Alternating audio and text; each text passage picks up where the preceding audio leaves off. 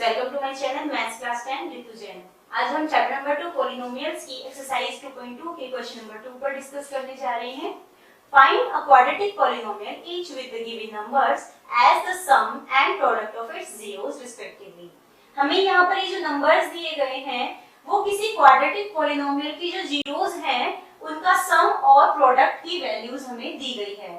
That means अगर किसी भी क्वाड्रेटिक पॉलिनोमियल के अगर हम जीरोस का नाम दें अल्फा एंड बीटा, ओके, तो अल्फा प्लस बीटा हमें दिया गया है, अल्फा प्लस बीटा हमें ये 1/4 दिया गया है और अल्फा बीटा हमें दिया गया है -1, ओके। तो अब हमें इन वैल्यूज का यूज करते हुए उस क्वाड्रेटिक पॉलिनोमियल को फाइंड करना है, उस फंक्शन को हमें फाइंड करना है, ओके। तो यहाँ पर इसके लिए हम एक रिलेशन का यूज करेंगे। कोई भी क्वाड्रेटिक पॉलिनोमियल क्या होता है? द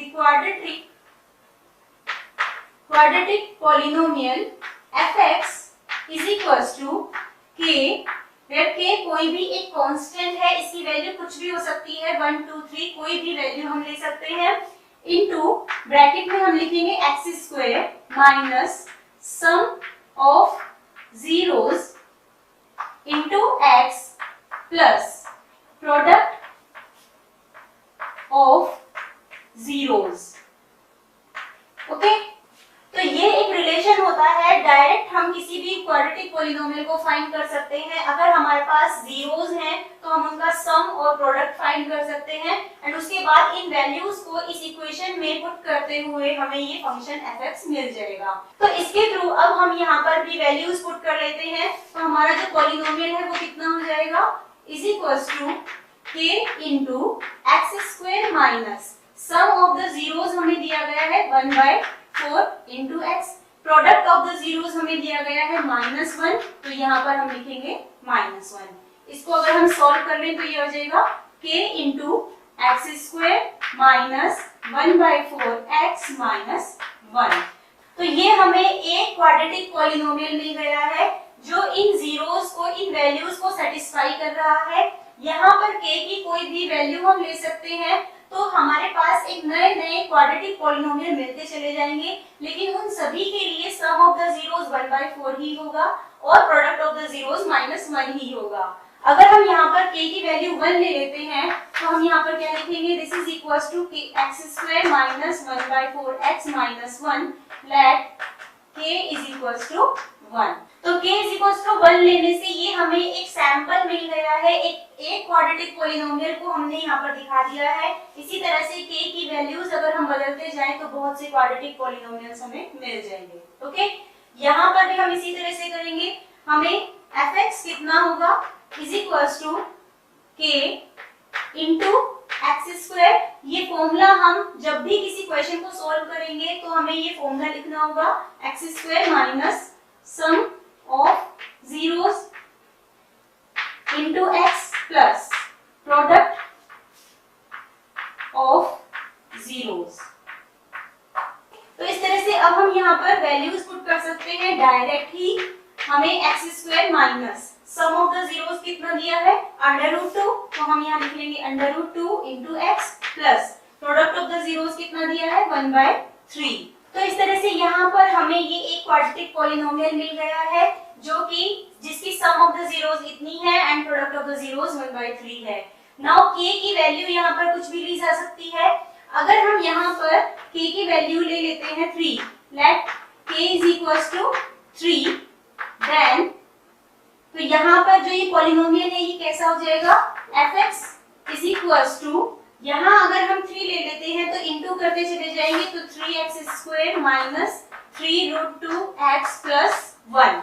यहाँ पर हमने 3 लेकर के इसलिए दिखाया है कि अगर हम इस पूरे क्वाड्रेटिक पॉलिनोमियल का एलसीएम लेते हैं तो नीचे की तरफ ये 3 आएगा। तो अगर हम k की वैल्यू को 3 ले लेते हैं तो वो जो नीचे की तरफ 3 है वो या इससे कैंसिल आउट हो जाएगा एंड हमारे पास ये एक क्वाड्रेटिक पॉलिनोमियल बच जाएगा।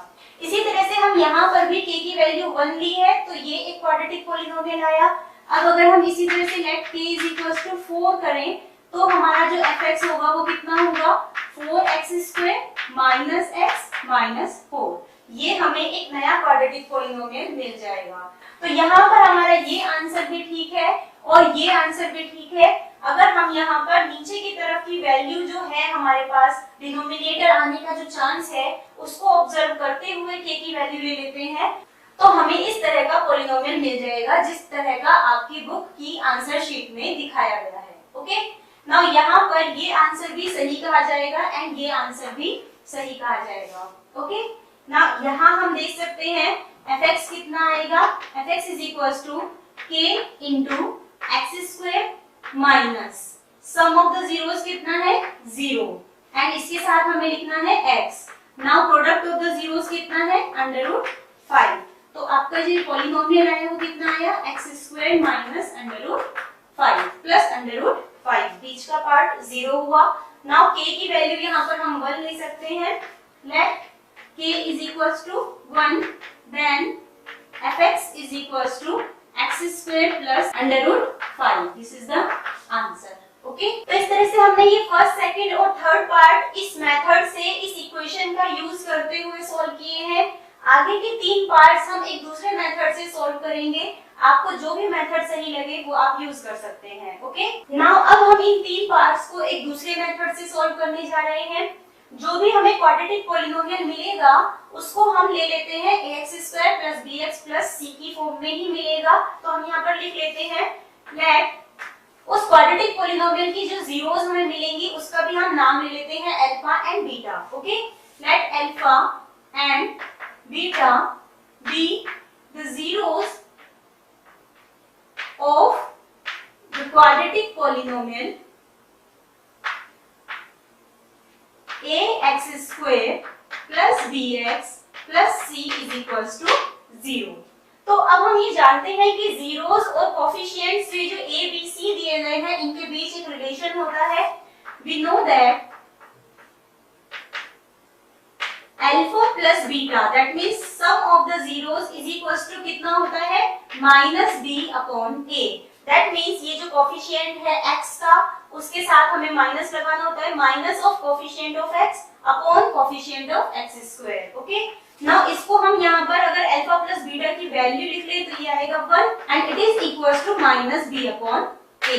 सबसे पहले हम इस चीज को यहीं पर रोक देंगे। नाउ अगेन हम जानते हैं कि जो alpha beta that means product of the zeros कितना होगा constant term that means c upon coefficient of x² that means a। तो c अपॉन a होता है अल्फा बीटा। यहाँ पर अल्फा बीटा हमें कितना दिया 1 that means this is equals to c upon a। तो अब हमें यहाँ पर एक इमेजिनेशन लेनी होगी। यहाँ जो ये a है डिनोमिनेटर एंड यहाँ पर भी a डिनोमिनेटर है, अगर यहाँ पर सामने भी अगर हम डिनोमिनेटर लिखना चाहें तो यहाँ भी 1 है, यहाँ भी 1 है। दैट मींस अगर हम a की वैल्यू को 1 फिक्स कर देते हैं तो अगर हम इन दोनों को कंपेयर करें LHS और RHS को तो b की वैल्यू कितनी होगी दैट मींस -b कितना आएगा 1। तो हम लिख लेंगे if a is equals to 1 then -b is equals to 1 that means b is equals to -1, ये फिक्स हो जाएगा। इसी तरह से अगर a को हम 1 फिक्स कर दें तो c कितना फिक्स हो जाएगा 1 and c is equals to 1। तो ये हमें b एंड c की एक वैल्यूज हमें मिल गई हैं। अगर a की वैल्यू 1 ले लेते हैं तो b और c की वैल्यूज ये होंगी। ओके, नाउ a b और c इन तीनों की वैल्यूज को हम यहाँ पर पुट कर देंगे।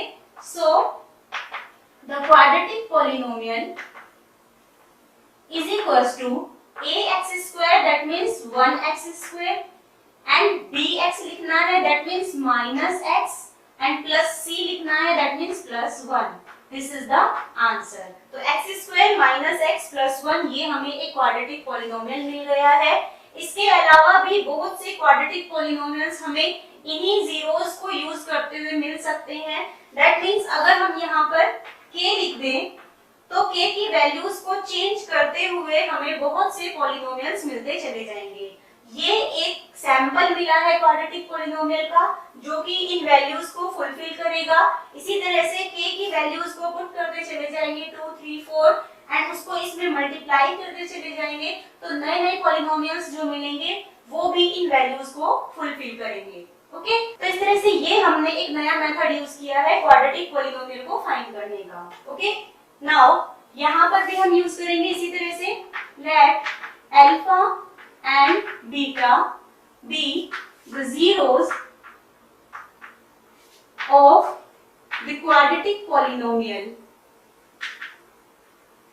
ax square plus bx plus c is equals to 0. Okay, now we know that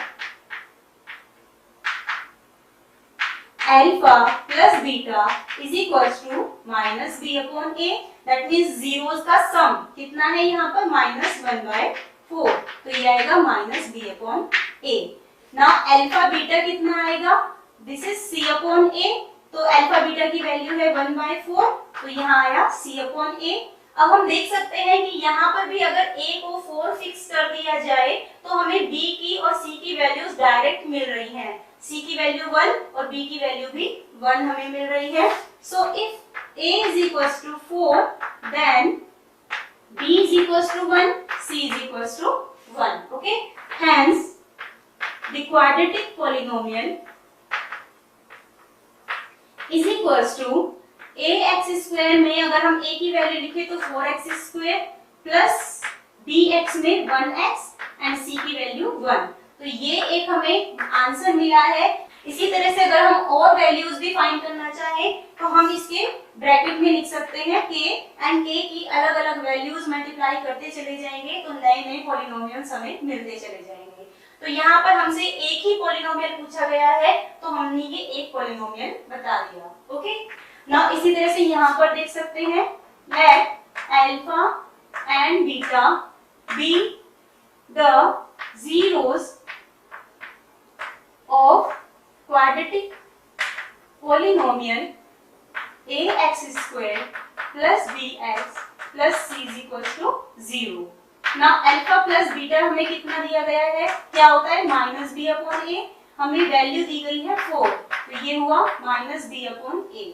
इसी तरह से अल्फा बीटा होता है c अपॉन a एंड यहाँ पर वैल्यू हमें दी गई है 1, this is c upon a. अगर हम डिनोमिनेटर 1 लिखना चाहें तो यहाँ पर लिख सकते हैं और a की वैल्यू को अगर हम 1 फिक्स कर देते हैं तो b और c की हमें डायरेक्ट वैल्यूज मिल रही हैं. If a is equals to 1 then b is equals to यहाँ पर minus b is equals to 4. Okay, so b is equals to -4 and c is equals to 1. तो a b c की values को हम इसमें put कर देंगे. The quadratic polynomial is equals to, यहाँ पर a की वैल्यू है 1 तो x स्क्वायर, b की वैल्यू -4 तो -4x, c की वैल्यू 1 तो +1. This is the answer. Okay, तो इस तरह से ही हमने दूसरे मेथड को यूज करते हुए इन तीनों पार्ट्स को सॉल्व किया है. अगर आपको इस क्वेश्चन में कोई डाउट है तो आप हमसे कमेंट्स के थ्रू पूछ सकते हैं. Thanks for watching the video and do watch our next video. Thank you.